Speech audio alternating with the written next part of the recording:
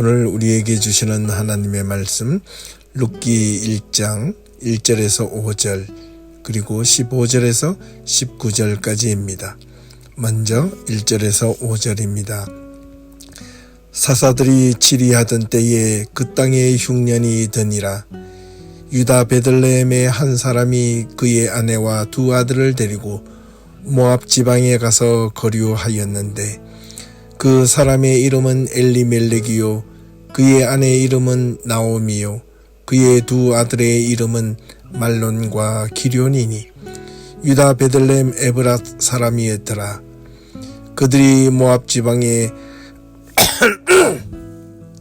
그 사람의 이름은 엘리멜렉이요 그의 아내의 이름은 나오미요 그의 두 아들의 이름은 말론과 기럐이니 유다 베들레헴 에브랏 사람들이더라.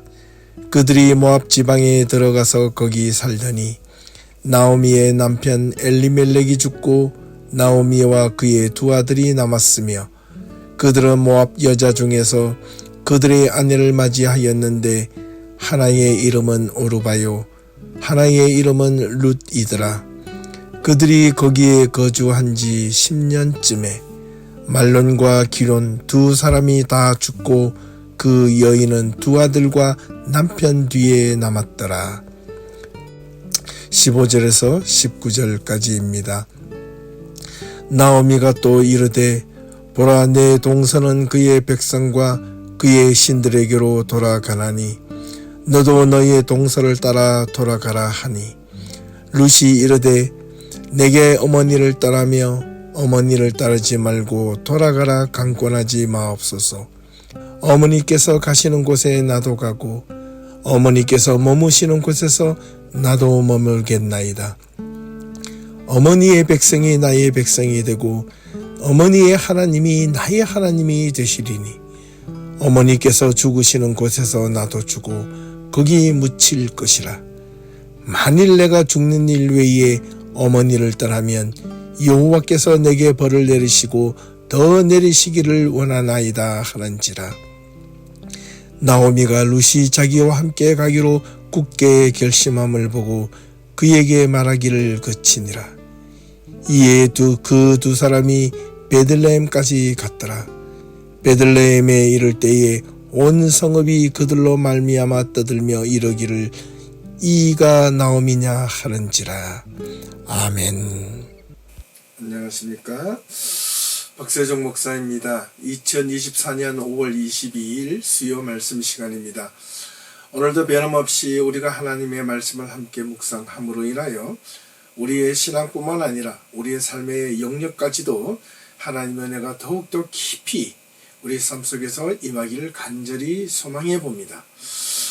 지난주까지 우리는 출애굽에서 가나안에 정착하여 살아야 했던 그 이스라엘 백성들, 또 가나안에 정착한 뒤에 사사시대를 거쳤던 그 여정을 함께 살펴보았습니다. 오늘은 그 성경의 순서에 따라서 룻기에 대해서 한번 두 번의 시간에 나누어서 함께 생각해 보고자 합니다. 이 룻기는 구약 성경에 있어서 유대인들이 보기에 어쩌면 유대인 전통에 따르는 어떤 그런 신학적 입장에서 보기에는 그들 유대인적 사고에서는 조금 불편하게 보여질지도 모릅니다. 왜냐하면 사실 이 룻은 유대인이 아니었기 때문입니다. 더군다나 이 룻이 유대인의 반열에 들어오기까지 그 과정을 살펴보면 이 여인 역시 어떻게 보면 기구한 운명을 감내해야만 했던 그런 인물이었던 것은 틀림이 없습니다. 여러 가지 악조건 속에서도 이 룻은 어떻게 하여 이 유대인의 반열에 들어오게 되었으며 또 이 룻의 기구한 삶과 운명에 대하여 우리가 오늘 함께 살펴보면서 또한 이것을 통하여 우리들의 신앙과 삶을 비교하며 우리의 삶을 한번 깊이 있게 돌아보는 시간을 함께 가졌으면 합니다. 특별히 구약 성경에는 이 룻에 대하여 어떻게 설명하고 있는지 우리는 함께 한번 그것을 생각해 보도록 하겠습니다. 구약 성경에는 종종 훌륭한 여인들의 이름들이 등장합니다. 유대인들을 도우며 귀한 이름을 올린 그 가운데 비유대적 여인을 한번 살펴보자면 우리가 사사시대까지 이 룻기까지의 상황을 보면 그 첫 번째는 여리고 성에 있었던 기생 라합을 들 수가 있습니다. 그리고 이 두 번째가 바로 이 룻이라는 여인입니다. 이 룻이라는 이 여인에게 특별한 관심을 끄는 이유는 먼저 그녀의 출신 문제 때문이었습니다. 그녀는 모압 출신 여인입니다. 당시 사사시대라는 어두운 시대와 가부장적인 유대 문화적 관점에서 바라볼 때 이렇게 과부가 된 자신의 처지를 돌보지 않고 도리어 희생적인 사랑의 모습으로 자신의 족속 출신도 아닌 홀로 시어머니가 된 이 어머니 나오미를 지극정성으로 모셨다는 데 깊은 의의가 있다 하겠습니다. 이제 모압 출신 이 여인 룻이 어떻게 유대 여인 시어머니를 만나게 되었는지 그 과정과 이후에 시어머니의 고향으로 돌아가게 된 배경까지를 오늘 잠시 살펴보도록 하겠습니다. 때는 사사시대였습니다. 가나안에서 유대인들을 치리하던 때에 특별히 유다 베들레헴 에브라 사람들 가운데서 한 사람이 그 아내와 두 아들을 데리고 모압 지방으로 내려가 거하게 되었다고 성경 룻기 1장 1절에 기록하고 있습니다. 그 이유는 다름 아닌 흉년이 들었기 때문이라는 것입니다. 그렇게 자기의 아내와 두 아들을 데리고 내려간 그 장본인의 이름은 다름 아닌 엘리멜렉이라고 성경은 기록하고 있습니다. 그의 아내의 이름은 나오미이며 그의 두 아들의 이름은 말론과 기론이었다고 기록합니다. 이 베들레헴 지방에 흉년이 들어 모압 지방으로 내려가 정착하며 살아갈 수밖에 없었던 이 한 가족의 사연을 오늘 이 룻을 통하여 살펴보고자 합니다. 오늘날로 말하면 어쩌면 살기 위해서 이민을 가게 된 것입니다. 살기 위한 그들의 선택이었습니다. 아마도 그곳 베들레헴에서는 살아가기에는 너무나도 척박하고 흉년이 들어서 역부족이었나 봅니다. 그들이 잘 살았다면 아마 그런 선택은 하지 않았을 것으로 보여지는데 여러 가지 형편상으로 어려움을 겪고 그 모압 지방으로 갈 수밖에 없는 현실적인 상황이 아마 분명 있었는지 모릅니다. 그렇게 살려고 내려간 모압 지방에서 갑작스럽게 이 엘리멜렉 집안에 불행한 일이 닥칩니다. 다름 아닌 나오미의 남편 이 엘리멜렉이 갑작스럽게 죽게 되었고 나오미와 그 두 아들만 덩그러니 남게 되었습니다.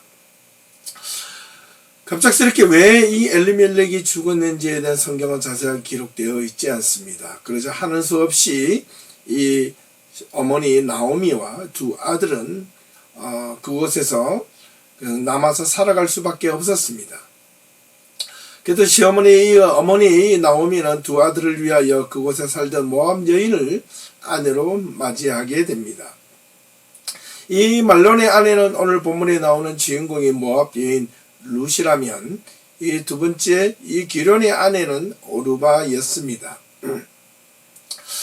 이렇게 또 두 여인을 자부로 맞이하고 두 아들의 아내로 맞이하면서 이렇게 열심히 삶이 안정되며 잘 살아가는가 싶다가도 그의 세월이 한 10년쯤 흐른 뒤에 갑작스레 또 이 두 아들이 한꺼번에 같이 죽습니다. 어떻게 이렇게 비극적인 일이 일어날 수 있을까요? 이유는 또 이 두 아들은 어떻게 죽었는지 기록이 없습니다만은 졸지에 이제는 3명의 과부가 남게 되었습니다. 10년 전에 나오미의 남편 엘리멜렉이 죽고 그로 인하여 가정을 살리기 위하여 두 아들이 모압 지방의 여인과 함께 결혼하여 10년 동안 다시 가정을 안정적으로 이끌었지만 갑작스럽게 다시 이 두 아들이 죽게 되었습니다. 이것은 곧 어떤 것을 의미하냐면 가정의 파탄이자 해체이며 불행 중에 불행이 더욱더 심하게 겹쳐있는 비극적인 가정의 모습이라 말할 수밖에 없습니다. 그로 인하여 룻기 1장 6절 이하를 보면 이렇게 성경은 기록하고 있습니다. 하나님께서 자기의 고향에도 다시 하나님께서 돌보아 주셔서 그곳에서도 먹고 살 수 있는 기회를 주셔서 이 시어머니 나오미는 그 이야기를 자기의 고향 베들레헴은 다시 삶이 안정되었다는 소식을 듣고 이제는 더 이상 그곳 모압 지방에 남아있을 이유를 찾지 못했던 것 같습니다. 어떻게 보면 그것이 그곳 모압 지방이 죽음의 땅이었는지도 모릅니다. 남편이 죽고 자식이 죽은 그곳에 더 이상 미련이 없었는지도 모릅니다. 어찌되었든 이 나오미는 다시 자기의 고향 베들레헴으로 돌아가고자 함께하였던 이 두 자부를 데리고 유다 땅으로 돌아가는 도중에 이 두 며느리를 불러서 이 시어머니 나오미는 이렇게 이야기를 합니다. 8절 이하를 보면 이렇습니다. 너희는 각기 너희 어머니의 집으로 돌아가라. 너희가 죽은 자들과 나를 선대한 것 같이 여호와께서 너희를 선대하시기를 원하며 여호와께서 너희에게 허락하사 각기 남편의 집에서 위로를 받기를 하기를 원한다. 이렇게 그들을 자기의 고향으로 돌아가기를 원했습니다. 이것은 시어머니의 배려입니다. 더 이상 남편을 구속받을 이유가 없어졌습니다. 왜냐하면 남편이 죽었기 때문입니다. 그리고 더구나 이방 여인입니다. 그들에게 자유의 몸이 되게 하여 주어서 자기들의 민족이 사는 모압 지방으로 다시 돌려보내어서 어쩌면 그들이 각자의 재기의 꿈을 꾸고 다시 안정적으로 잘 살아주길 이 시어머니를 바랬던 것입니다. 이때 이야기를 들은 이 두 며느리는 어머니를 붙잡고 어머니의 이 마음을 알고 서로 포옹하며 입맞추며 소리 높여 울었다고 기록합니다. 이어서 이 두 며느리가 먼저 이렇게 이야기합니다. 함께 어머니의 백성에게로 돌아갈 것이라고 다짐을 냈으나 시어머니 나오미는 완강하게 거부하며 이 두 며느리를 돌려보내고자 했습니다. 왜 시어머니 나오미는 이 두 며느리를 다시 자기의 족속이 있는 모압 지방으로 돌려보내고자 했을까요? 그 이유는 이따가 한번 살펴보겠습니다. 하지만 더 이상 이들을 자기 밑에 두기를 원치 않았고 각자의 삶이 살아서 더 잘 살아주기를 바랬던 시어머니 나오미의 마음이 어쩌면 진심으로 가득했는지도 모릅니다. 이 모습을 보니 얼마나 이 고부간의 관계가 끈끈하고 애정이 있고 서로를 위하는 마음으로 따뜻한 관계에 있는지 정말 우리는 쉽게 이해할 수 있습니다.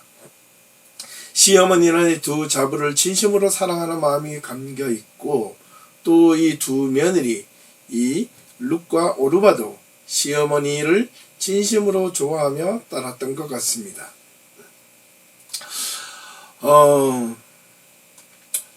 그래서 이 시어머니 나오미는 완곡한 것이 아니라 완강하게 두 며느리를 자기의 고향으로 돌려보내고자 했을 때 두 번째 며느리였던 오르바는 어머니의 말씀을 청을 들어서 돌아가고자 했습니다.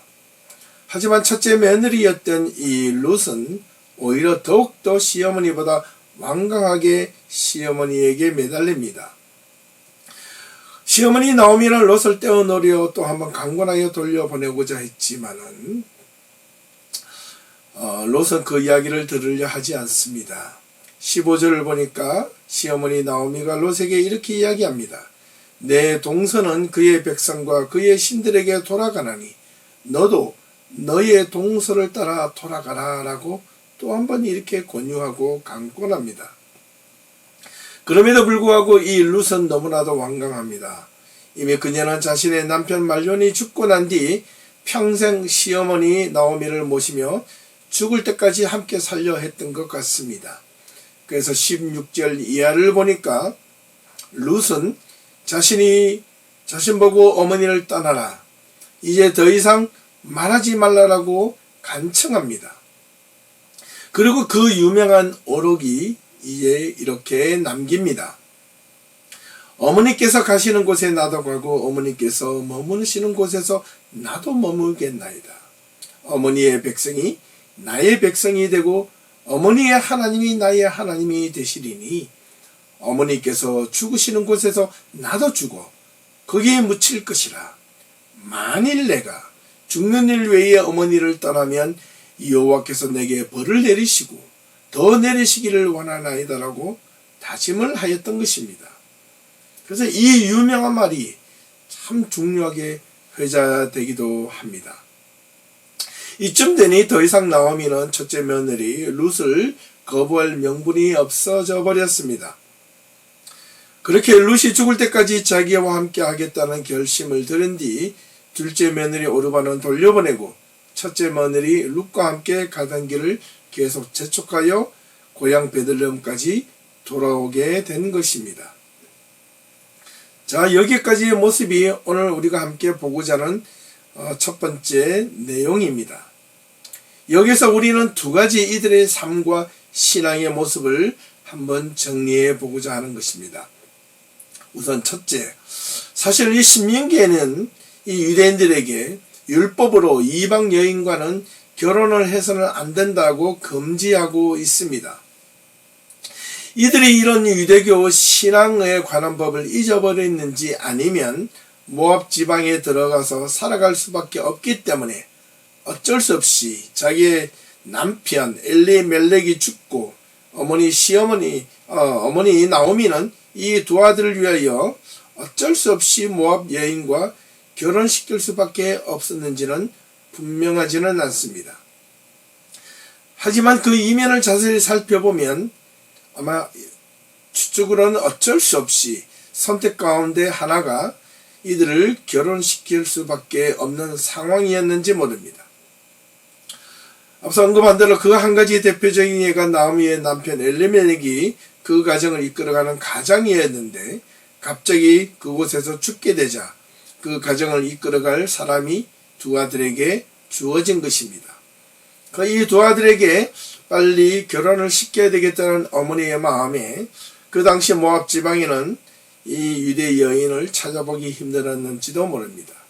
그 가운데 고르고 정말 어떻게 보면 좋은 모압 지방의 여인을 선택하여 결혼을 한 것은 틀림이 없습니다.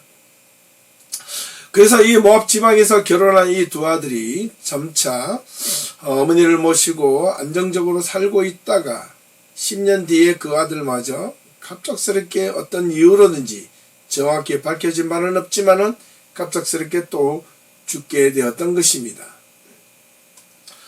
두 번째 불행이 있다면 불행 중 다행이 아니라 불행이 겹쳐서 오히려 비극적인 상황까지 맞이합니다. 나오미는 남편 10년 전에 잃었고 다시 두 아들을 갑작스럽게 죽게 되었다는 이 사실 말입니다. 이 정도 가정이라면 정말 비극 중의 비극일 것입니다. 이제 이 모압 지방에서 계속 살아갈 수밖에 없는 상황이었는지도 모릅니다. 남편과 두 아들이 죽어 묻힌 그곳에 자신의 남은 삶을 살아가려면 얼마나 힘들고 어려웠겠습니까? 그런데 나오미는 떠나온 고향 베들레헴이 다시 안정을 찾았다는 소식을 듣고 오히려 그것을 듣자마자 더 이상 그곳 모압 지방에서 살아갈 이유도 없었습니다. 그래서 작심하고 돌아가고자 했었던 것입니다. 그래서 이 고향 베들레헴으로 돌아오는 과정에서 두 며느리를 자신의 고향으로 다시 돌려보내려고 했을 때 처음 두 며느리는 시어머니를 끝까지 함께 하고자 했으나 어머니의 강권적인 만류로 인하여 두 번째 며느리였던 오르바는 어머니의 말을 따랐지만 첫째 며느리 롯은 어머니의 말을 따르지 않고 끝까지 오히려 어머니를 모시려 했었던 것입니다. 자, 여기까지 우리는 시어머니 나오미와 둘째 며느리 룻에 대한 이야기를 살펴본 것입니다. 이제 결론적으로 정리를 한번 해보겠습니다. 우리가 신앙적으로 먼저 살펴볼 것이 우리가 있습니다. 먼저 아주 중요한 이야기인데요. 엘리멜렉과 그의 아내 나오미 그리고 이 두 아들이 고향 베들레헴에서 어떻게 이 흉년이 들어서 그가 먹고 살고자 그 고향을 떠나 모압 지방으로 가게 된 이유가 정말 흉년이 들어서 먹고 살기 위해서 떠났다는 사실입니다. 어떻게 보면 가당하고 현실적으로 틀린 말은 아닙니다. 여기서 우리가 한 번 더 뒤돌아봐서 이 베들레헴이란 이 말의 뜻을 한번 생각해 볼 필요가 있습니다. 베들레헴, 베트레헴 해가지고 이 베들레헴이라는 뜻은 떡집이라는 말입니다. 먹고 살만한 집이라는 뜻입니다. 그런데 그들이 살았던 이 떡집이라는 이름이 무색할 만큼 이 베들레헴에는 흉년이 들어서 정말로 보통 사람 이상이 아니고는 살기가 어려웠음에는 분명합니다. 근데 그들은 정말로 그렇게 살기 위해서 이 베들레헴을 떠나서 모압 지방으로 내려가 살게 되었다는 것입니다.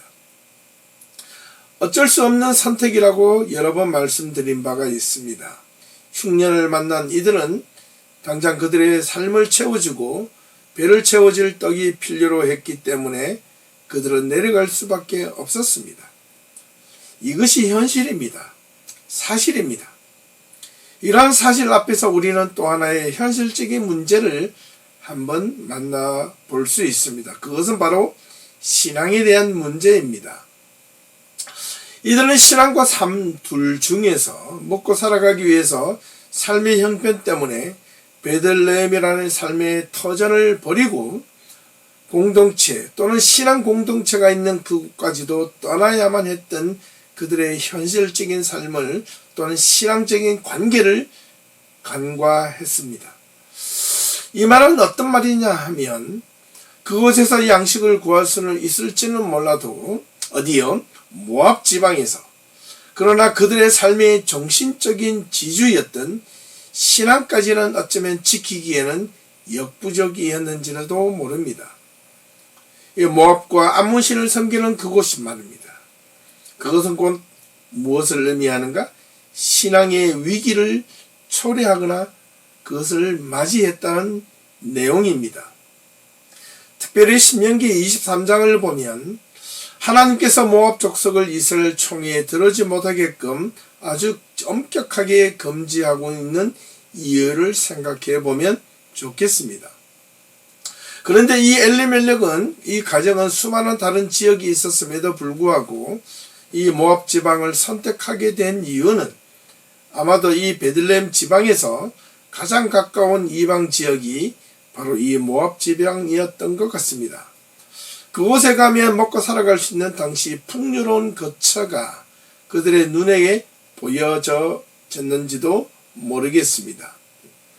그곳에서 그들이 먹고 살아갈 수 있는 현실적인 문제는 해결할지는 몰라도 그들의 믿음의 터전을 상실해가는 그런 손상을 입을 수 있다는 사실을 어떻게 보면 간과했는지도 모릅니다. 이제 그런 입장에서 돌이켜보면 참 우리는 생각해 볼 깊은 신앙적 의미가 이 룻기에 들어 있습니다. 우리의 신앙에도 어떤 이런 현실적인 상황에 내몰릴 때 우리의 역시 수많은 삶의 현실적인 문제 앞에서 어떻게 보면 그러한 극한의 선택을 할 수밖에 없는 경우가 있을지 모릅니다. 어떻게 보면 우리가 예배 드리는 자리에서 예배를 드릴 수 없는 그런 극한의 상황에 내몰려질지도 모릅니다. 그런 상황 속에서 우리는 무엇을 선택해야만 할지는 솔직히 쉽지 않은 문제이만은 틀림이 없습니다.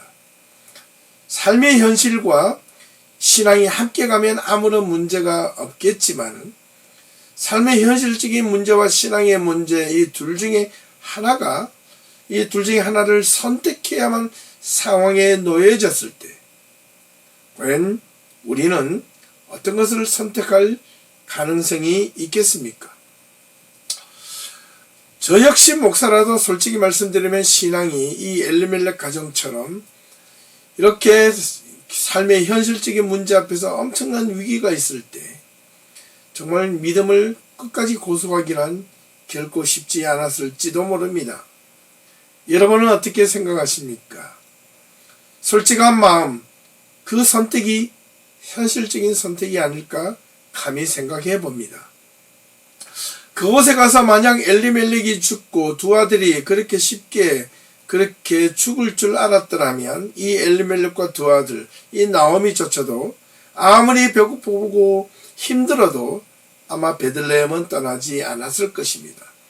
그들 역시 그것도 누구도 그 모압 지방에 가면 먹고 살만하며 살기 위해서 같이 죽으려고 간 것은 더더욱 아니었을 것입니다.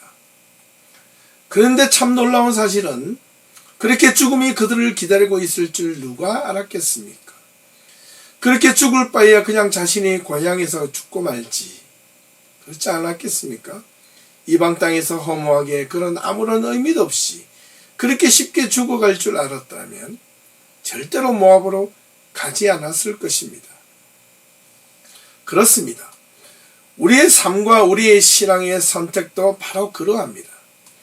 지금 당장 우리 눈앞에 보이기에 급급하고 정말 심각하고 살기 위해 선택해야만 상황에 놓여져 그 선택을 할 수밖에 없는 어쩔 수 없는 선택에 놓여진 상황에 직면할지도 모릅니다. 저는 그 가운데서 참 선택하기가 어려울 것입니다. 그러나 우리가 좀 더 큰 믿음의 눈, 미래를 바라볼 수 있는 눈을 가질 수만 있다면 우리는 과연 무엇을 선택해야만 할지 어쩔 수 없는 현실적인 선택이라고 스스로 말하며 그것을 합리화할지는 모르겠지만 결과적으로 보았을 때 이 엘리멜렉과 말론과 기론의 선택은 바로 그들은 그 모압 지방은 죽음의 장소였고 비극의 장소였다는 사실입니다. 살기 위하여 갔는데 죽어버린 것입니다. 네. 우리도 우리 현실적인 삶의 문제와 신앙의 두 사이에서 살기 위해서 현실적인 선택을 우리는 많이 할 것입니다. 그리고 신앙과 믿음을 조금 뒤로 미룬 채 다시 삶이 안정이 되고 삶이 조금 적응이 되면 내가 어떻게 해요? 다시 믿음을 온전하게 되찾으리라는 그런 생각을 가지고 잠시 믿음을 떠나거나 교회를 떠나는 경우도 있을지 모릅니다. 그런데 오늘 이 룻기의 내용을 보면 우리에게 아주 중요한 교훈을 주고 있습니다. 무엇이냐고요? 어쩔 수 없는 현실적인 선택 분명합니다. 현실적으로 틀리지 않습니다. 맞습니다. 그럼에도 불구하고 그 선택이 결과적으로 옳았느냐라는 그 사실은 이 엘리멜렉과 두 아들 말론과 기론의 입장에서 보았을 때는 그 내용은 옳지 않았다는 것입니다. 시어머니 나오미가 정말 나오미의 입장에서도 보면 이 모압 지방은 비극 중에 비극이었고 슬픔 중에 슬픔이었을 것입니다. 이럴 줄 알았다면 누가 이곳에 과연 오게 되었을까요? 그렇지 않았을 겁니다.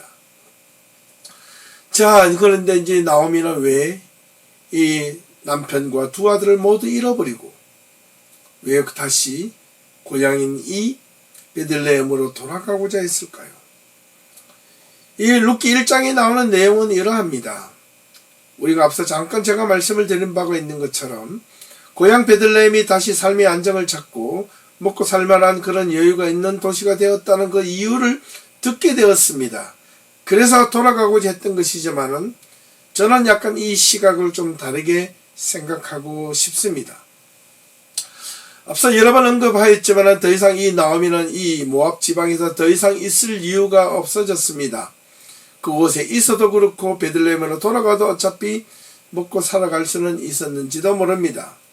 이제는 자기의 친족 가족은 아무도 없습니다. 두 며느리 외에는.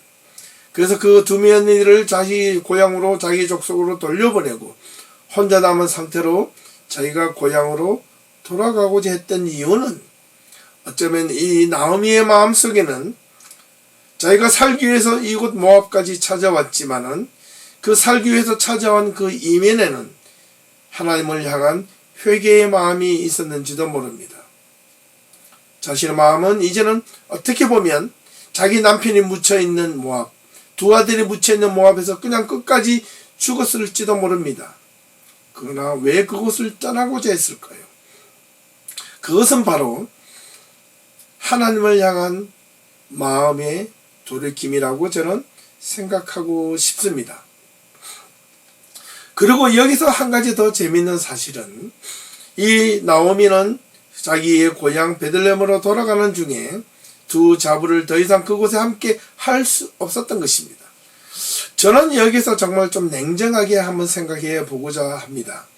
분명 이 시어머니 나오미는 두 며느리를 사랑했고 또 이 두 며느리가 함께 하면 참 편할 수도 있겠지만 돌아가는 도중에 왜 다시 그 두 자부를 자신의 고향 모압으로 돌려보내라고 했을까요? 그 이면에는 다른 이유가 저는 두 가지가 있었다고 말씀드리고 싶습니다. 앞서 그 질문을 제가 남기고 있는 답을 이제 드리겠습니다. 그 첫 번째는 지금 이 두 며느리에게는 더 이상 남편을 섬길 이유가 없어졌습니다. 남편이 죽었기 때문입니다. 그리고 이제 시어머니 마음에는 이 두 여인, 이 두 자부에게 사랑하는 마음으로 진정한 자유를 주고 싶었습니다. 그래서 돌려보내려고 했습니다. 그들에게 새로운 삶이 찾아지기를 진심으로 바랬던 것입니다. 그리고 두 번째는 이것이 또 중요한데요. 성경에는 기록된 바가 없지만은 만약 자신의 고향 베들레헴으로 돌아갔을 때 자신의 자부가 이방 여인이라는 이 사실을 알게 되었을 때 그들이 고향에서 받아야만 하는 여러 가지 불이익과 또는 여러 가지 어려움들을 생각하면 그냥 함께 돌아갈 수가 없었는지도 모릅니다. 이스라엘 공동체 안에서 이방 여인과 함께 더불어서 이 이스라엘 공동체 안에서 살아간다는 것은 그 당시로서는 참으로 어렵고 힘든 이야기였습니다. 현실입니다. 그래서 나오미는 이 두 자부를 사실 돌려보내려고 했던 것입니다. 그 사실을 알았는지 몰랐는지는 몰라도 분명 이 두 자부 중에 룻은 끝까지 자기의 어떤 고난과 시련이 있을지라도 자신의 시어머니 룻을 끝까지 섬기며 죽을 때까지 함께 하겠다고 선언한 이 신앙, 또 이 믿음, 어머니를 끝까지 함께 모시겠다고 하였던 이 마음이 하나님의 마음을 움직였고 나오미의 마음을 움직였던 것입니다. 저는 이것을 크게 봅니다. 참으로 놀라운 관점이 아닐 수 없습니다. 오늘날 자기 남편을 잊고 며느리가 시어머니를 죽을 때까지 모시려고 하는 오늘 현대 사람들이 과연 얼마나 있을까요? 사실 시어머니 나오미도 자부의 그 도움을 받으면 좋겠지만 그 받는 것을 원치 않았습니다.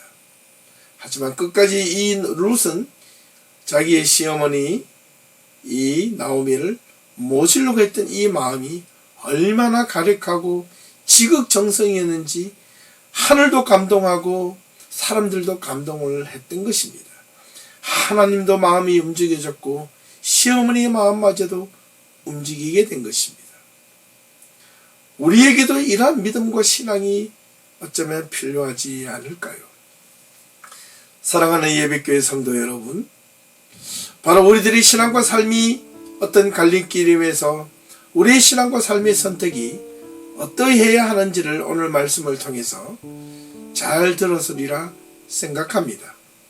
믿음과 신앙을 선택하는 것이 현실적인 삶의 선택보다 금방은 당장 우리가 불리하고 더 힘들어 보여질지 몰라도 먼 훗날 미래에 정말로 그렇게 내가 믿음을 선택한 것이 현실보다 틀리지 않았다는 것을 분명하게 아시게 되실 것입니다. 그래야 우리가 신앙생활을 하는 맛이 있고 힘이 있고 신앙생활에 능력이 있다라고 말하지 않겠습니까?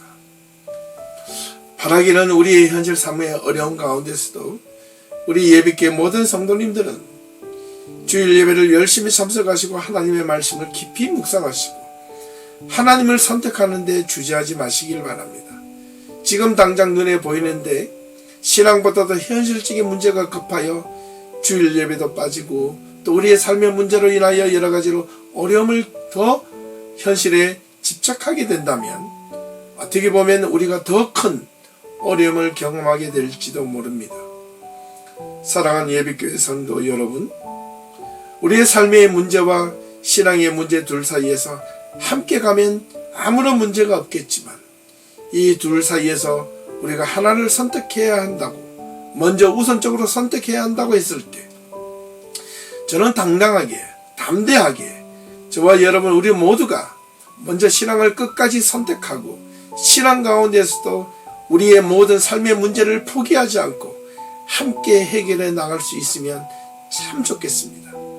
그래야지 우리가 신앙생활을 하는 삶의 의미가 있고 믿음의 의미가 있으며 우리가 진정으로 하나님 앞에 올바르게 또 우리가 이런 믿음을 가지고 분별력 있는 능력과 힘을 달려고 우리는 또한 기도해야 합니다. 우리에게 겉으로만 눈앞에 보여지는 현실적인 문제를 선택할 수밖에 없는 상황에 직면할 때가 있을지 모릅니다. 그렇게 선택할 때에도 있어야 합니다. 하지만 그 선택을 할 때 신중하게 보다 분명한 것은 하나님의 말씀 신앙을 포기하지 않으며 선택하라는 말이었던 것입니다. 더 큰 미래를 생각하고 먼 훗날을 생각해 보았을 때 과연 그것이 맞느냐? 결코 후회함이 없기를 위하여 우리는 하나님을 향한 신앙을 끝까지 우리의 마음에서 손에서 우리의 신앙생활에서 놓치지 말아야 하겠습니다. 그래야만 그 신앙이 우리의 삶을 이끌어갈 수 있고 하나님의 말씀이 우리의 삶의 어떤 고난 속에서도 힘이 되고 용기가 되는 것을 우리가 삶 속에서 경험할 수 있지 않겠습니까? 지금은 당장 더 큰 고난과 어려움을 경험하게 될지 모르나 분명 나중에는 오히려 그것을 견디고 이겼을 때 주어지는 더 큰 복이 우리에게 주어질 것이라는 것을 믿어 의심치 않고 우리가 그것을 끝까지 우리의 신앙과 삶을 지키는 우리 모든 예배 성도님들이 다 되실 수 있기를 주님의 이름으로 축원합니다. 나오미 그리고 이 룻과 같은 믿음과 삶이 우리 모두에게 이 말씀을 듣고 우리가 반성하고 우리 신앙을 또 돌아보고 우리가 신앙과 삶을 어떻게 하나님의 말씀으로 집중하며 살아야 될지를 남은 한 주간도 깊이 또 묵상하며 여러분 삶 가운데 주님의 은혜가 넘치는 복된 나날들이 될 수 있기를 간절히 소망하며 오늘 말씀을 마치겠습니다. 감사합니다. 수고하셨습니다.